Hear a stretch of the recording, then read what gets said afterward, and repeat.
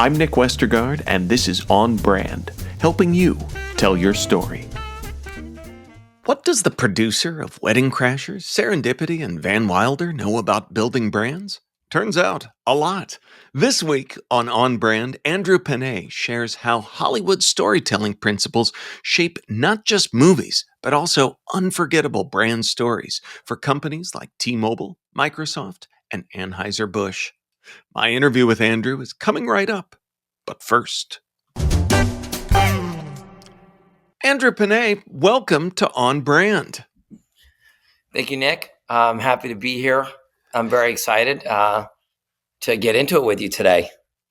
Yeah, I am excited because I feel like these are worlds that people feel like, oh, they should, Hollywood storytelling and brand building.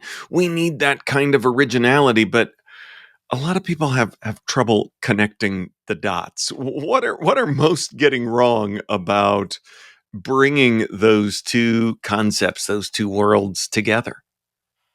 Well, what I find fascinating when I first got into this was I think there is, in the brand space, maybe when they've started to work with, the Hollywood players in behind the camera, let's say that, okay? I think maybe the disconnect is that the filmmakers are going off and kind of doing their own thing and coming back and handing the brand whatever it is the filmmaker's vision was, and then which then doesn't lead to any return on investment, which doesn't even connect that much to the brand, et cetera, et cetera. I think that's the narrative fear that the brands could potentially feel. I may not blame them. I don't have examples of it per se, but I think that's the narrative or the spirit that might be the fear of what the brand is thinking might happen. And then the flip side is the filmmakers might be feeling confined to having to back into a brand or a potential brief kind of thing, right? So because in Hollywood, we're not being briefed. We're coming in with a blank sheet of paper. So I think there may be a disconnect that's happening. And the truth is, we are very distant in terms of the way we come into things and the philosophies of the approach. However, we are actually very, very similar and very close in our storytelling abilities. And that from the filmmaking side, what I didn't realize until I was trained when my first client was Microsoft, who had the patience to help us process the way we think about story and backing into 60 seconds, right? So you had a company like Microsoft believing in the talent that we were, and that we had the ability to actually think in 60 seconds because we make 2-hour movies. So the disconnect is, how can these filmmakers even think in 60 seconds? They make movies in 2 hours. And then the filmmaking group is thinking, well, how can we think in 60 seconds? We think in 2 hours. So that's where there's the disconnect. Right. And at that point, what I then realized, Nick, was, wait a minute, we actually, as filmmakers, think in 60 seconds. We're actually fairly decent branders, if not pretty good wedding crashers. 2 guys crash weddings to meet girls until one of them falls in love and has to lie about it for the rest of the film. 60-second pitch. I think I did that. I don't know, Nick, time it 25 seconds, right? That's a 30-second TV spot. Mm-hmm. But you don't, as a filmmaker, I wish I went to marketing school first sometimes to realize that we need return on investment on our work. As filmmakers, you're like, I'm making this movie. I'm having so much fun. Better be good. You don't even think about the business side of it. Like, wait a minute. The studio would love to recoup on this, and then Yeah. It's interesting too. You talk about like the 2 hours, the 60 seconds. A few episodes back, I talked with Hartoon Weiss from TikTok, and she talked about, just even shorter than 60-30 seconds. What does media like that due to the brand stories that we tell? Well, you got to adjust for that. I've learned, I think, Nick, if you were to ask me that 3 years ago, 5 years ago, I would have Yeah. said, oh, Nick, it's a disaster in storytelling and master brand storytelling. But I actually, if you can lock them in 3 to 4 seconds in brand and excite them, that is plenty of time in Yeah. this in culture now to lock them in and get them excited and interested. Nowadays, I'd like to do that in my 60 seconds, get them in that 3 to 5 seconds where like, whoa, I'm watching something interesting. But also the key is just don't forget your brand in those first 5 seconds either. People actually want to know what they're watching. They get very excited about being in the know. You know, waiting too long to try and hook people, they're just not interested. And so it's really what it really goes back down to the Greeks, Greek mythology. It's like there's 7 stories. We all know them inherently in our DNA. Give the people what they want. They want to be in on the joke. Why my comedies have worked, God bless. Maybe, for the most part, okay, there's been some misses, but for the most part, is that the reason why people laugh is they're in on the joke. They know what's coming. And then you want to throw a little curveball and excite them with, like, oh, I thought I knew what was coming, but I'm in on the joke. And then you took me on a journey. You can do that in 15 seconds and really excite people. Look, like any greedy filmmaker, right? Sure, I would love 90 seconds. Those kind of roller coaster journeys are amazing. And there are Yeah. there are moments for those. Super Bowl, Nick, where you Right. get an audience who's begging for more time to go on that ride with you. But given how much is being thrown at us, I think you can do a brand story in 10 seconds, no problem.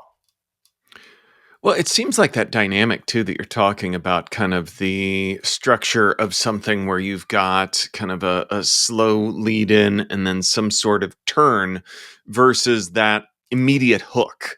And it seems like audiences today who are in this state of constant partial attention need that hook right away to continue attending to your story so that it doesn't lose out to their phone or swiping or where else they might be drawn.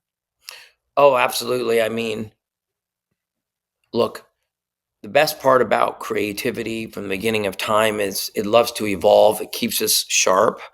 The main thing for me, and one of the things that surprises me about the industry, is uh, until you meet your significant others, right, in the branding space. So in my case, my brands I work with, Microsoft and T-Mobile, and all the brands that I've worked with now, the like-minded, like to surprise your audience. And from the beginning of time, right, Nick, like you could see evolution of what people are looking for. However, there's also versions of going back in time, right? We love to do this in audiences love to go circle back to the 90s now, right? They love it.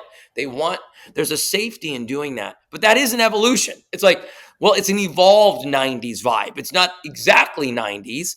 It's got 90s flair, but we're always looking to go from skinny jeans to baggy jeans to, we go back, but there's always a new twist. We're always evolving as humans. Um, and I really I just love it. I embrace it. Like I don't push back on technology. I won't push back on evolution. As a matter of fact, um, I get too bored, and I look at my film life, and I was always trying to push in. If I was doing Wedding Crashers and then went to Disney, I made a deal at Disney. Does that really make sense? I don't know. I'm at that point in my life. Yes, for me it did. No, it's time to go. Let's go into the family space and do some buddy comedies over here. And part of that is what I'm getting at with brands is, are you riding the wave that you've been on, or are you creating a new wave? And that is the key that I believe in challenging yourselves as a brand, us, my own internal team, and then the brands themselves into challenging evolution of creativity. And are you evolving not only the actual creative itself, but like the strategy of how you want to move forward? And are you a little bit scared? I think you have to feel some fear and not lock. I've had conversations with, CEOs and CMOs about, I've had quotes to me, well, we are number one, so we're good right now. I would argue, I would push against that. And I have. And I've said, that's exactly why I'm pushing you to move beyond that, to move way ahead of where you're at. Because if there's one thing about being number one that's scary, is there's nowhere else to go. So you will be getting nipped at. Hmm. And there's a lot of fear in that, Nick. So So, as we talk about creativity, originality, you mentioned your long relationship with T-Mobile. In Hollywood, borrowing too closely from someone's work can have serious consequences. And there was the recent AT&T spoof of T-Mobile's campaign. I wondered if you had what your thoughts were on that. well, Nick, that's a I actually have. How about this? I have actually some questions as well. Ah, Um, okay. for my for my competitor, for our competitors. I would be I think spoofing is really fun, and I actually think it's a compliment. You could look at it as a compliment as well. I think if you take this, you and emulation, you could also argue is the highest form of flattery. And I've also taken that, and I will say this to you, that I love people. We all get inspired by the different seven stories that there's the hero's journey, right? Zero to hero. There's, you know, boy loses girl, guy, gets girl, loses girl. There's seven stories that we all recognize in our DNA, and we need to hit those seven stories throughout too. And it's almost like we're born with those seven stories, the Greek mythology. It's like it goes back that far. However, I think being inspired by one another is really great. I think originality to move your brand forward is the key, in my opinion, to have other people chase, because you have to ask yourself, for your brand, do you want why? And why are you, if you are going to do a version that looks exactly the same and your competitor is doing that, why is the question I have, and what is the thought behind it? Spoof is one thing, but when the spoof elements come out, is that, what is the strategy behind that? You know, for me, I'm looking at that going, okay, that's that. Where am I going? I'm always focusing on where I am going and how do we push originality for my clients, for T-Mobile. Most importantly, Nick, what I'll roll into is, whether you're emulating or you're borrowing or you're inspired by or whatnot, you got to ask yourself this question. I asked our team this, Nick, if you make a good spot, is that going to hit what the brand, is it what they need? What is the measure of success? Is it moving the brand forward? Is it ROI? You can make a really good spot. You can make a great spot. And at this point, Nick, if with the credits my team has and the movies that we've all created, if we can't make a good spot or a great spot, then we really should be out of. I mean, I really will fire myself. It's so ridiculous that we can't, deliver good work. But that's not the question that I'm always pushing on, and we're relentless. Is, does it matter if something is great if it really doesn't move the needle for the brand? Or the client is not excited, or even if the client is excited, but if it didn't get the objective, what is the objective? Is it to sell phones, for example, T-Mobile? Is it to get people to sign up for satellite service, which we did last year for Super Bowl, Nick? Like, was that our flashiest spot we've ever made? No, it was 12 times higher than anybody else on the bowl. Well, we did the least flashiest work and had the highest return on investment ever, right? And even that, so going back to your question in competitors, I would ask, Why? Number one. Two, is it original enough? Is it original enough for them to move their business? If they feel that way, then sure, I guess. It's certainly I don't quite get that, but to each their own. I was surprised, to say the least. On Brand will be right back after this.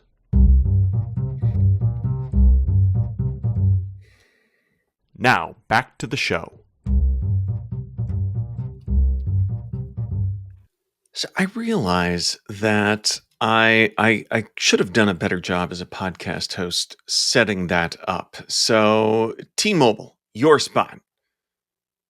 Pitch it like you pitched Wedding Crashers. What happens for folks listening that may not, that have probably seen it, but Okay. Well, it's Billy Bob Thornton in the middle of Fort Worth, Texas, in the middle of the fields. He's kind of, you sort of see him from the distance walking kind of you see over the horizon kind of energy and shots of just middle of nowhere shots. And it's him talking about how the truth, he's speaking truths, which is, hey, Verizon was the best. We did this new study came out that said we are now we have the best network currently, according to this study. And we appreciate that they were there. We're now have taken over, and we feel really confident about that. And here are the reasons why. And we're walking through the fields, and there's tractors and hay out there in the middle of nowhere. And on those are sort of talking points about our proof points as to why T-Mobile backing our claims, so to speak. And then Billy ends the spot with,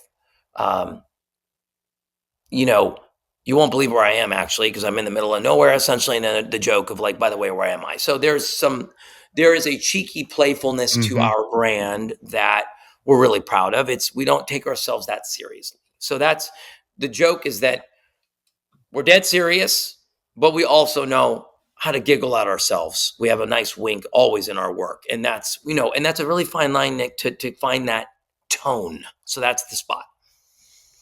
And then AT&T comes in with, Luke Wilson walking over the horizon, shots of middle of nowhere, the same road essentially, and kind of, certain placement of they're backing up their claims. So it's very similar and cheeky and smart and well done, quite honestly. So it's, yes. But your questions too, I think, are important ones that you were talking about previously before the break. Is sure on all of those counts, but strategically, like, what is the needle that AT&T is looking to move there outside of being a part of that conversation that is not really even theirs? So Nick, that's the question I'm asking. And by the way, again, you can hear my tone.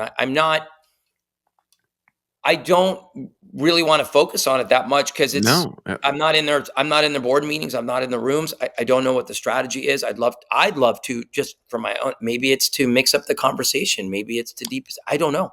I know that for me, I think it is strategy. Spoofing is a strategy. And if that is the strategy, and we've spoofed,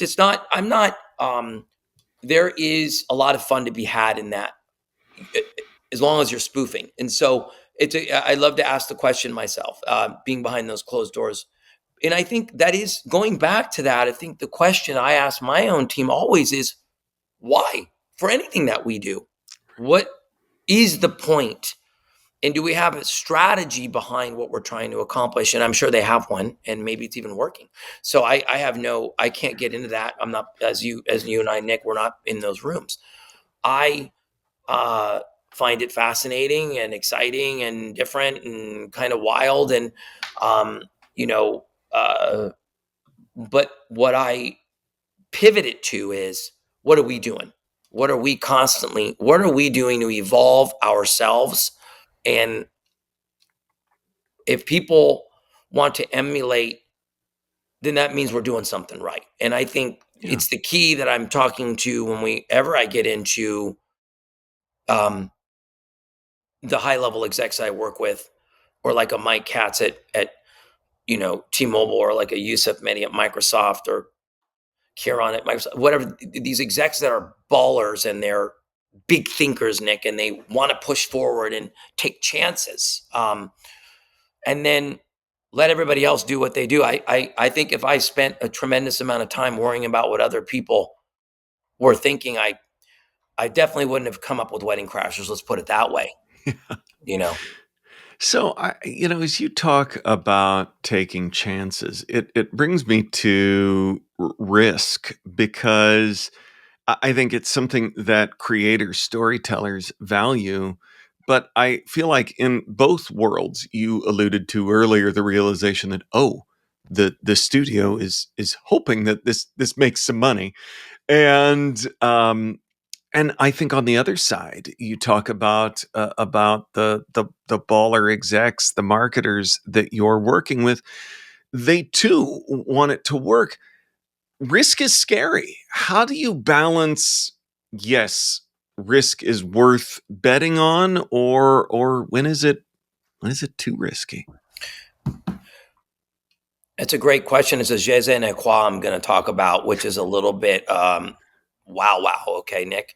But Okay. there's an elegance of a fine line between being risky and I call it like a threading the needle is what I Hmm. would say is what we do to risk meets commercial. And what I mean by that is, let's take, you know, there is there a risk in using Billy Bob Thornton, who's never done a spot, and how blessed we are that he did it because of our relationships and the safety he feels? I would say there's zero risk, there's only upside. What is risky in a spot like that we just did? It's quiet. It's more. It has a elegance and a patience. Well, that takes a lot of courage for the guys at T-Mobile, Mike Katz, Sharini now, Sievert, these guys to greenlight to greenlight a commercial that takes its time.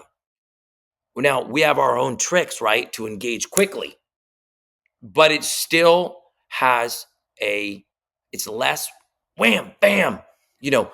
And so that's a risk. That's I would call that a risk. But is it when you have Billy Bob Thornton who locks you in? So how do you do what we always create? Is it there's a safety mechanism in all our risky work, so to speak, Nick, I guess, where I always, even in my movies, Vince and Owen in Wedding Crashers, it suits, there's an elegance to it. There's Christopher Walken, there's giant, Yeah. brilliant stars in a hard rated R comedy about crashing weddings. That mashup, there's a safety in the word weddings and a risk in the word crashers. You put those two words together, risk, no risk, elegant risk is what I would say. How about that? Weddings, elegant, risk, crashers. So if you think about the mashup of the work that we've done in branding, I would say I'm combining those almost two words together that there's a risk possibility in it, but there's a safety in it as well. That allows people to kind of get excited about creative, because you're walking that line that we all do as humans, right? We live in gray. We all have, because we're dual. We have dual personalities. You're like, because you're always battling the devil and the angel on your shoulder in life, right?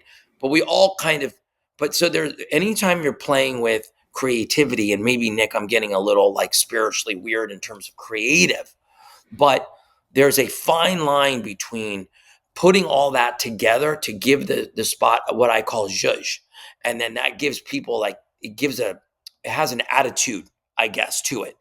More importantly, how about this? If there's truth in the spots, you're not just being funny for the sake of it, but there's something else behind it, a humanity that we all connect to, then it always lands. So I don't know if that answers the question, Nick, you know? It It does. I love that. And that contrast everywhere from the T-Mobile spot to Wedding Crashers makes it easy to see as something consistent in your work. Well, our conversation has made me smile, and it is my opportunity, Andrew, to get to ask you for a brand that has made you smile recently. Nike. Okay. Nike did a spot that was for, I think it was World Series stuff with an organ, and it was, ba-da-ba-bum-ba-ba, and it was playing hard that track, and dun, dun, dun, dun, dun, dun, and it was like, okay, okay, okay, okay, okay, kind of like seeing it again. You want to talk about judge, right? Sometimes when Nike does a mashup, they knock you out, and then they pull around, they come around, and it's Ken Griffey Jr. takes his hat, puts it on backwards, and he has this maniacal laugh, almost like gotcha. And there was something spiritually in what we were telling you earlier, Nick, that they landed that kind of, they had a little bit of attitude mixed in with what you thought was kind of a straight ahead thing that they then flipped it on its head. And I think that's where I love to live, which is that kind of attitude. I love that. And again, reinforces this idea that's been the through line of our conversation. Yeah. Yeah. And last thing I'll say, Nick, I think the most important thing that I could add to all of this is, you know, uh, how does your brand you're working with work with measure success when you go into creating? And is it that you make something great, or is it that the thing that you made that is great is going to move the needle for the business where they need it to be? Not even necessarily for awards. I mean, I think awards are great and everything, but in Hollywood we use awards to sell. Yeah. Academy Award winner, Golden Globe winner. Right. I'm not I love that the people like to get awards in the branding space.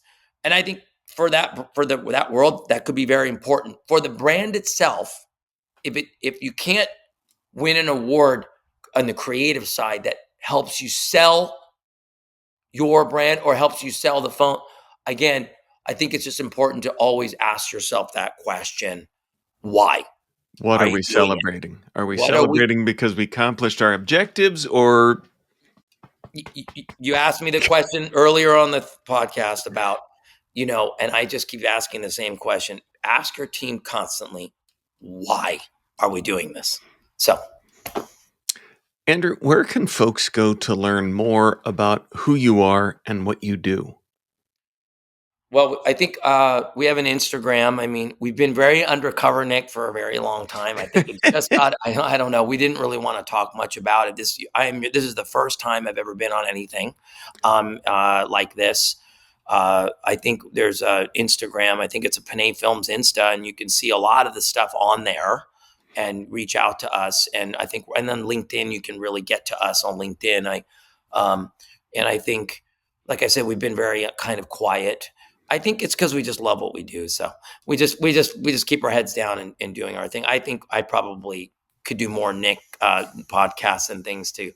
But of course, again, what's our objective? Our objective is to I make was sure just our going to client. say the same thing. Well, Don't just be on a podcast. that's been the battle. That's been the battle. Like even in myself personally, was that I only care about my brands. I just want them to win really badly. They risk their careers by hiring this group of filmmakers to build their brand. And my only goal is for them to win, for my team to be happy doing it. And but look, we'd love to grow. We'd love to help create thought about brands and about, are you going far enough, and are you too comfortable? It's just, Right. and by the way, I'm too scared to be comfortable, Nick. I wake up every morning going, my life is over. I mean, as a filmmaker, you think it's doomsday on a daily basis. I wish I didn't feel that way, but it keeps the drive going, right? I think that way about the brand. I'm like, no, that's not enough. That's not good enough. We can never chase. We can never chase. We have to be leading. So anyway, Nick, I appreciate you today. Awesome. Well, we will link up to everything we talked about at onbrandpodcast.com. Andrew Panay, thanks for being on brand with us. Thank you, Nick. Appreciate you. On Brand is part of the Marketing Podcast Network. If you like what you're hearing, if we've made you smile, you can always listen free on Spotify, Apple Podcasts, or whatever your favorite platform may be. And please take a moment and rate and review the podcast to help others find the show. Until next week, I'm Nick Westergaard, and I'll see you on the internet.